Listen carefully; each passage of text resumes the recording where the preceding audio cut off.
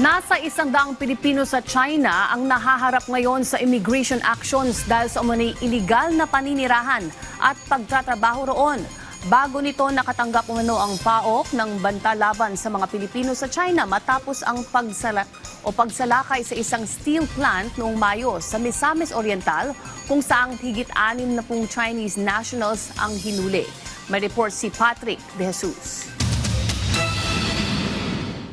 Sa pagdinig ng Senate Committee on Economic Affairs, isa sa natalakay ang sinalakay na steel plant noong Mayo sa Misamis Oriental na gumagawa umano ng mga substandard na bakal at may radioactive materials. Kasama sa hinuli sa raid ang 69 na Chinese nationals na nagtatrabaho sa planta. Isiniwalat ni Presidential Anti-Organized Crime Commission o PAOK Executive Director Benjamin Acorda Jr. sa pagdinig ng Senado na may naging banta umano noon na aarestuhin din ang mga Pinoy sa China matapos na iprotesta ng Chinese Embassy ang pagsalakay sa naturang steel plant ng Philsangia Corporation. Isa lang pong pinagtataka ko kasi on the second day of the operation, right there and then, ay may kopya na ang embahada ng China. Kumpleto silang dokumento. Parang mas nauna pa silang nakakuha ng dokumento kaysa sa amin. During their visit to my office, Madam Chair, yan ang isang masakit because after our conversation, sinabihan po tayo na there is a threat na uhulihin din ang mga Pilipino sa bansa nila pag hindi natin pinakawalan ng mga Chinese workers. Not something to be appreciated at all.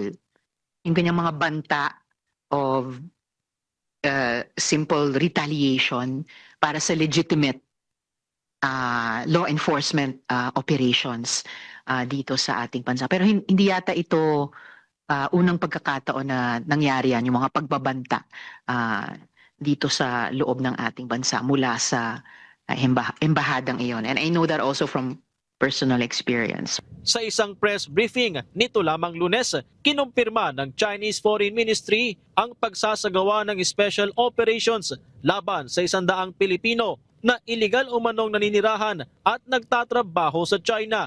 Hindi direktang sinagot ng Chinese Foreign Ministry kung may kaugnayan ito sa pag-aresto sa mga Chinese national sa Pilipinas. Pero ang operasyon ay bahagi umano ng mahigpit na regulasyon laban sa mga dayuhang iligal na pumapasok, naninirahan at nagtatrabaho sa China.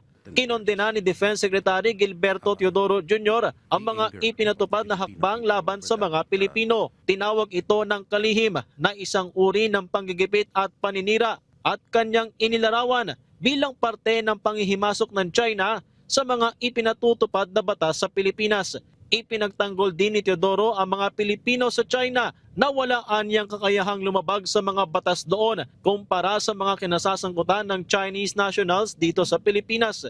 Binweltahan pa ng kalihim ang gobyerno ng China na aktibo anyang pinagtatakpan ang mga iligal na aktibidad dito sa bansa at itinuturing niya bilang pakikipagsabwatan. Patrick De Jesus para sa Bayan.